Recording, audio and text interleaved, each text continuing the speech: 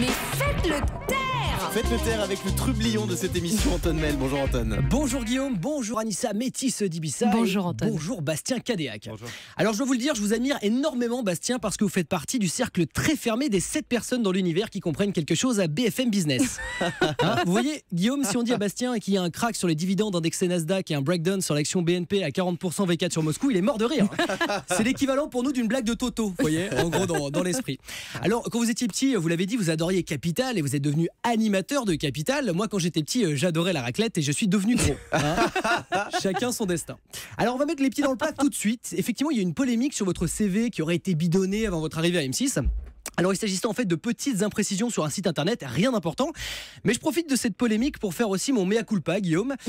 Moi aussi j'ai commis quelques imprécisions concernant mon CV. C'est vrai que je n'ai pas fait l'école de journalisme l'ESJ de Lille, hein, comme je vous l'avais dit lors de mon entretien d'embauche. C'est vrai. En revanche, Vous m'avez menti. j'ai bien fait à Lille l'ESJ, l'établissement sexy et jovial, un bar de nuit dans lequel j'ai été transformiste pendant 2 ans. Ça m'étonne pas. Je faisais une Dalida, mais à tomber par terre. Hein. À part la barbe, j'étais sans sosie. Enfin voilà, maintenant que les choses sont dites, tout est plus simple. C'est quand même un peu grave ce que vous avez fait, Anton, là.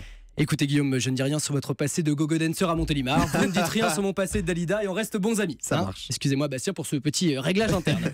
Alors revenons-en à vous. Vous avez travaillé un temps aux États-Unis comme François-Xavier Demaison qui était trader ou DSK qui était bachelor, enfin une version améliorée du bachelor, hein, sans la cérémonie des roses avec la cérémonie du peignoir.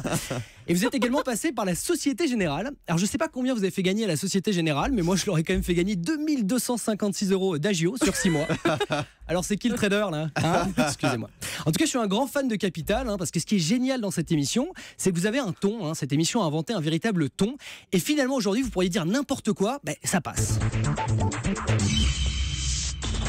Babouche, fil dentaire et grain beauté, zoom sur le business des hôtesses de l'air. Kleptomane. Vous voyez, ça ne veut rien dire, mais ça donne envie de regarder. C'est vrai. En fait, je crois que les gens n'écoutent pas ce que vous dites, ils écoutent juste le jingle. La musique finalement. est bien, ouais. La musique est géniale. Et à la grande époque, et ça, je pense que ça va parler à toute une génération, le dimanche soir sur M6, il y avait Capital, suivi de Culture Pub et suivi du fameux film érotique d'M6. Alors, toute une génération de gamins ont demandé à leurs parents d'enregistrer Capital en espérant que la cassette dure assez longtemps jusqu'au film érotique. Alors, moi, en général, l'enregistrement s'arrêtait à la moitié de Culture Pub. Hein. J'ai donc fait mon éducation sexuelle sur des pubs pour cochonou. Voilà. Oh, En même non. temps, ce porc avait des yeux à tomber par terre. Sa chaussure était très mignon. Mais me regardez Voilà. pas quand vous dites. Écoutez, c'est pas pour vous, Anissa, bien entendu.